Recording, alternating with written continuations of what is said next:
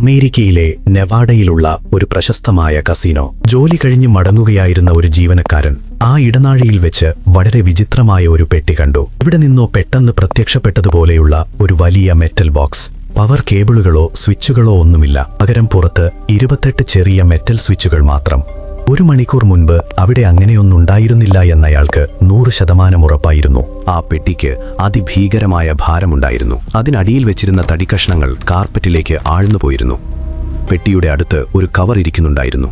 അതിൽ ഇങ്ങനെ എഴുതിയിരുന്നു: ഹാർവീസ് മാനേജ്മെന്റിന്. കസിനോ സെക്യൂരിറ്റിയും ബോംബ് സ്ക്വാഡും സ്ഥലത്തെത്തി. ആ കവർ തുറന്നവർ ഞെട്ടിപ്പോയി. അതൊരു ബോംബായിരുന്നു.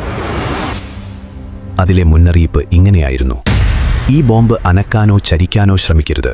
നേരിയ ഒരു ചലനം പോലും ഇതിനെ പൊട്ടിത്തെറിപ്പിക്കും.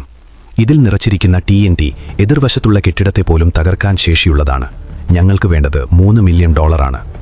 ഈ ബോംബുണ്ടാക്കിയ ആൾ സകല പഴുതുകളും അടച്ചിരുന്നു. സാധാരണ ബോംബുകൾ നിർവീര്യമാക്കുന്നതുപോലെ ഇത് ഗ്യാസോ വെള്ളമോ ഉപയോഗിച്ച് തടയാൻ കഴിയില്ല. പുറത്തുള്ള സ്ക്രൂകളിൽ പോലും സ്ഫോടനത്തിനുള്ള ട്രിഗറുകൾ ഘടിപ്പിച്ചിരുന്നു. ചുരുക്കത്തിൽ ഇത് നിർവീര്യമാക്കാൻ അതിന്റെ സ്രഷ്ടാവിന് പോലും കഴിയില്ല. 3 ഓട്ടോമാറ്റിക് ടൈമറുകൾ ഇതിൽ സെറ്റ് ചെയ്തിട്ടുണ്ട്. പണം നൽകിയാൽ മാത്രമേ ഇതെങ്ങനെ മാറ്റണമെന്ന് അവർ പറഞ്ഞു തരികയുള്ളൂ. ആദ്യം ഇതൊരു വെറും ഭീഷണിയാണോ എന്ന് അധികൃതർ സംശയിച്ചു. അവർ ബോംബിനെ എക്സ്റേ ചെയ്തു. ഒടുവിൽ ഒരു സ്റ്റെതസ്കോപ്പ് ഉപയോഗിച്ച് അതിന്റെ ഉള്ളിലെ ചലനങ്ങൾ കേൾക്കാൻ ശ്രമിച്ചു. മുറിയിൽ പിൻ ഡ്രോപ്പ് സൈലൻസ്. പെട്ടെന്ന് പെട്ടിക്കുള്ളിൽ നിന്ന് വളരെ നേരിയ ഒരു യന്ത്രശബ്ദം അവർ കേട്ടു.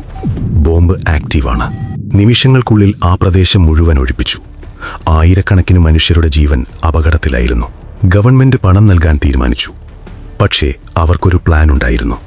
ഹെലികോപ്റ്റർ പൈലറ്റ് ഒറ്റയ്ക്ക് ലേക്ക് ടാഹോ എയർപോർട്ടിൽ എത്തണമെന്നായിരുന്നു നിർദ്ദേശം. അവിടെ നിന്ന് ഒരു രഹസ്യ ഫോൺ കോൾ വരും. പൈലറ്റ് സീറ്റിന് പിന്നിൽ ഒരു FBI ഏജന്റ് ഒളിച്ചിരുന്നു. അവർ ബാഗുകളിൽ യഥാർത്ഥ പണത്തിന് മുകളിൽ പേപ്പർ കെട്ടുകൾ വെച്ച് ഹാക്കറെ പറ്റിക്കാൻ ശ്രമിച്ചു.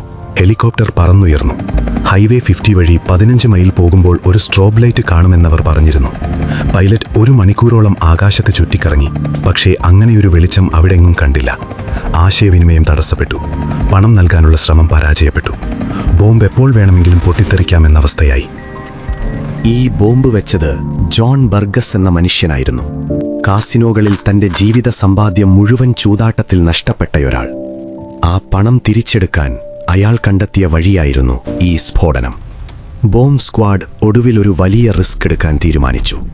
ഒരു ചെറിയ സ്ഫോടനത്തിലൂടെ ബോംബിലെ വയറുകൾ മുറിച്ചുമാറ്റുക. അത് വിജയിച്ചാൽ ബോംബ് നിശ്ചലമാകും. പരാജയപ്പെട്ടാൽ കാസിനോ തകരും. എല്ലാവരെയും സുരക്ഷിത ദൂരത്തേക്ക് മാറ്റി. ആളുകൾ ഒരു കാഴ്ച കാണാൻ നിൽക്കുന്നതുപോലെ ദൂരെ നിന്ന് നോക്കി നിന്നു. സ്ഫോടനം നടന്നു. പക്ഷേ അവർ വിചാരിച്ചതുപോലെയല്ല സംഭവിച്ചത്. ആ ബോംബ് അതിശക്തമായി പൊട്ടിത്തെറിച്ചു.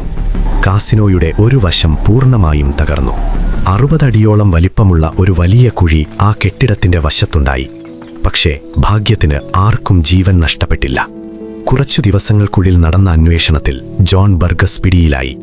അയാൾക്ക് 20 വർഷം തടവ് ശിക്ഷ ലഭിച്ചു. വർഷങ്ങൾക്ക് ശേഷം ജയിലിൽ വെച്ച് അയാൾ മരണപ്പെട്ടു. ഇന്നും FBI ഈ ബോംബിനെ സാങ്കേതികമായി നിർമ്മിക്കപ്പെട്ട ഏറ്റവും സങ്കീർണമായ ഒന്നായിട്ടാണ് കണക്കാക്കുന്നത്. ആയിരക്കണക്കിന് ആളുകളുടെ ജീവൻ അപകടത്തിലായേക്കാവുന്ന ഒരു ദുരന്തം സമയോചിതമായ ഇടപെടലുകൾ കൊണ്ട് ഒഴിവാക്കപ്പെട്ടു. ഇന്നും ഈ കഥ നമ്മെ ഓർമ്മിപ്പിക്കുന്നതൊന്നാണ്: മനുഷ്യന്റെ ബുദ്ധി ക്രിയാത്മകമായി ഉപയോഗിച്ചാൽ അത്ഭുതങ്ങൾ സംഭവിക്കും. എന്നാൽ അത് വിനാശത്തിനായാണ് ഉപയോഗിക്കുന്നതെങ്കിൽ അതിന്റെ അന്ത്യം എപ്പോഴും ദാരുണമായിരിക്കും.